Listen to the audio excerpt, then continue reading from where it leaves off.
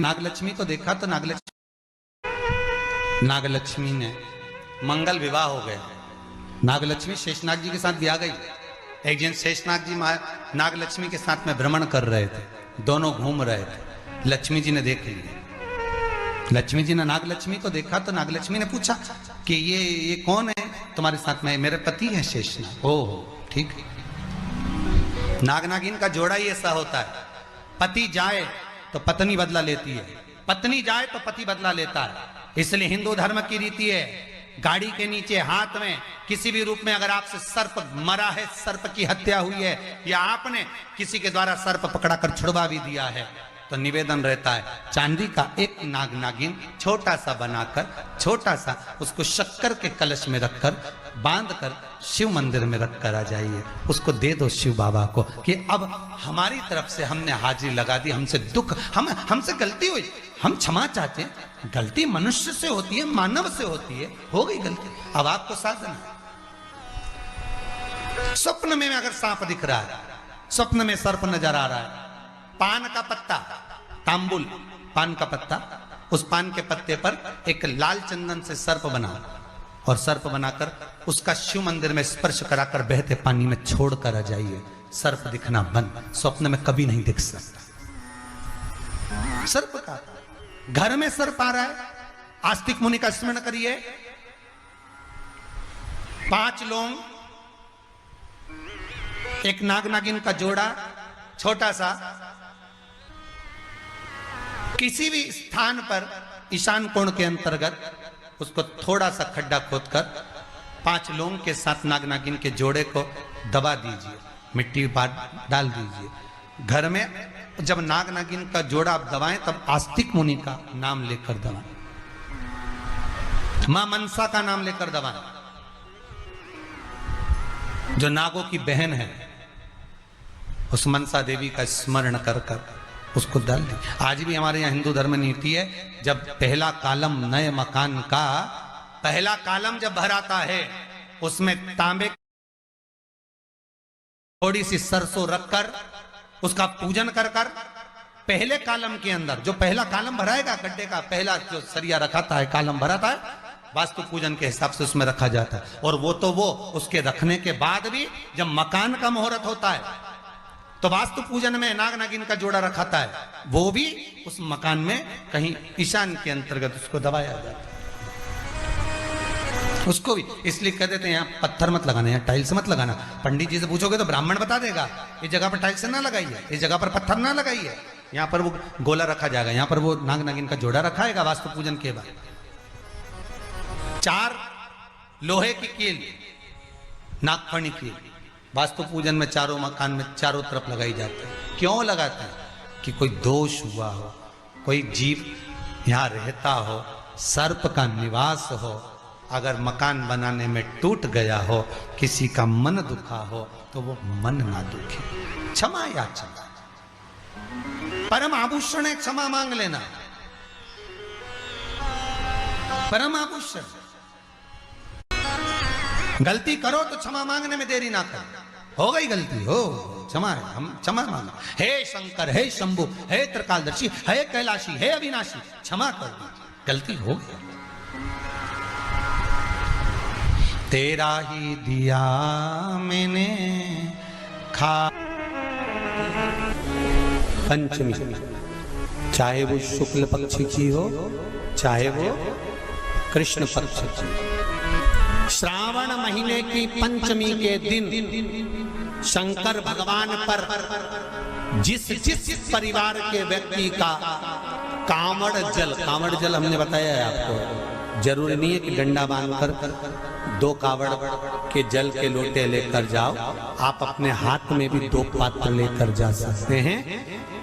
पंचमी तिथि के दिन हाथ में 2 लोटे जल के, 2 कलश जल के जब हम शंकर भगवान को चढ़ाते हैं तो ऊपर जो कमंडल होता है शिव जी के ऊपर जलधारी होती है, जिसमें जया, विषहरा, शामली, बारी, दौतली और देव, शंकर भगवान की 5 बेटियां जिसमें विराजमान होती हैं। जब हम जल समर्पित करते हैं, हमारे पीढ़ी में परिवार में अगर कोई अधोगति में मर गया होता है, कुंवारी अवस्था में चले गया होता है, गर्भ में मर गया होता है, गर्भ के बाहर निकल कर भी अगर कुंवारी अवस्था में चले गया होता है, तो श्रावण महीने की दोनों पंचमी पर परिवार का अगर कोई एक व्यक्ति भी जल चढ़ा देता है शंकर भगवान पर, तो सर्प की योनि में नहीं पड़ता, जीव मुक्त हो जाता, प्रेत योनि में सर्प की योनि से मुक्त हो जाता।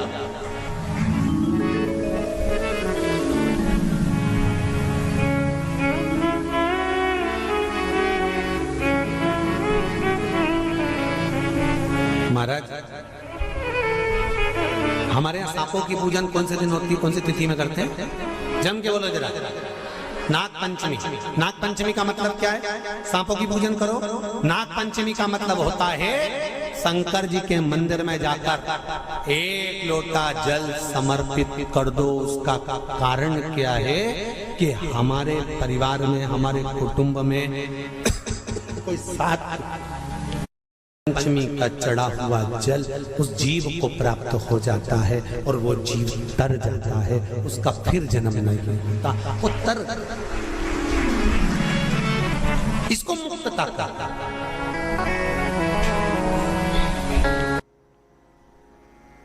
मिलकर जो करा जाता है उसका एक आनंद ही दूसरा होता है। एक अकेला दूध पदार्थ को अपन ग्रहण कर लो, प्रसन्न। तीसरे नंबर पर भगवान विष्णु।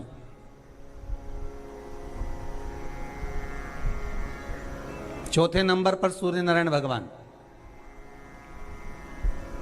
भास्कर देव, और पांचवें नंबर पर है मां दुर्गा भवानी। शिव पंचायत में ये 5 हैं। आपके नगर में, आपके गांव में, आपके शहर में भगवान शंकर के परिवार का तो मंदिर होगा। शंकर भगवान के परिवार का मंदिर का दर्शन तो आप बारंबार करते होंगे। पार्वती जी भी होंगी, गणेश जी भी होंगे, कार्तिकेय भी होंगे, नंदी भी होंगे, शिव भी होंगे। ये भगवान शिव का परिवार है। पर भगवान शंकर का जो पंचायत है, भगवान शिव की जो पंचायत है, उसमें 5 ये अलग। कभी आप लोग उज्जैन जाएं महाकाल की नगरी में, तो महाकाल की नगरी में जब पहुंचे तो बाबा से विनय कर कर जाना कि बाबा हम महाकाल की नगरी में आए, ऐसी कृपा कर दो कि हमको शिव पंचायत का दर्शन हो जाए। महाकाल उज्जैन में एक मंदिर में, बाबा महाकाल के एक मंदिर के एक आनंद में पंचायत भगवान की विराजमान है, उसका भी दर्शन। जैसे दूध का कर्म अलग है, दही का कर्म अलग है, घृत का कर्म अलग है, शक्कर का कर्म अलग है, शहद का कर्म अलग है, उसी तरह हमारे देवताओं को भी एक एक अलग अलग क्रम बांटा गया कि आपको ये संभालना है। आप इस इंद्री के देवता हो, आपको मन पर विराजमान होना है, कि आपको नेत्र पर विराजमान होना है, कि आपको कहाँ भुजा पर विराजमान होना है, हस्त कमल पर, आपको कर्ण पर विराजमान होना है। जैसे गौ माता का एक फोटो आप लोग बार बार देखते होंगे। जितने लोग आस्था चैनल पर कथा सुन रहे हैं, जितने आप मोबाइल पर सुन रहे हो, फेसबुक यूट्यूब पर कथा सुन रहे हो, आपने गौ माता का एक फोटो देखा होगा, चित्र देखा होगा कि गौ माता के शरीर में कहां कहां कौन कौन से देवता विराजमान है।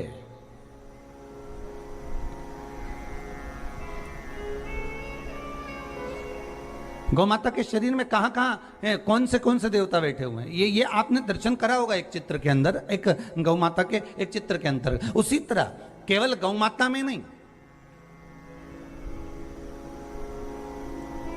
केवल एक अकेले गौ माता में नहीं, यहां तो शिव महापुराण की कथा कहती है, स्कंद पुराण कहती है, अग्नि पुराण कहती है,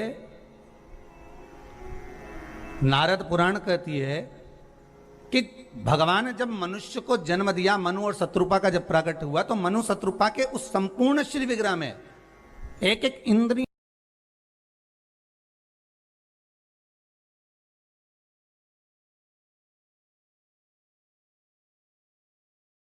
महीना आ जाए और श्रावण के महीने में अगर मान लो भूल से भी शिवरात्रि पड़ जाए, भूलवश भी शिवरात्रि पड़ जाए, और यदि प्रथम पहर के पूजन में पार्वती अगर एक शिव की आराधना करते करते भगवान शंकर के नाम को पुकारती हुई शिव की पूजन कर ले, शिव की पूजन आराधना कर ले, भूलवश भी श्रावण के महीने की शिवरात्रि पर भूलवश भी अगर पूजन कर ले, तो फिर वो पार्वती जो पूर्व का उसका अंदर जो सती के समय का अपमान भरा हुआ था वो सब भूलवश भूल जाएगी और पार्वती शंकर की आराधना में इतनी डूब जाएगी कि शिव उसको दर्शन देने के लिए आ ही जाए। हमसे कई लोग पूछते हैं महाराज जी आप ये पूजन कराते हो ऑनलाइन, इसमें 21 गेहूं के दाने बता देते हो, कहीं काली मिर्ची बता देते हो, कहीं काली तिल बता देते हो, लाल फूल बता देते हो, ये आप भगवान शंकर की पूजन में ये सब सामग्री बता देते हो, धतूरा बता देते हो, बेलपत्र की इतने नग चढ़ाना है, ये काम करना है।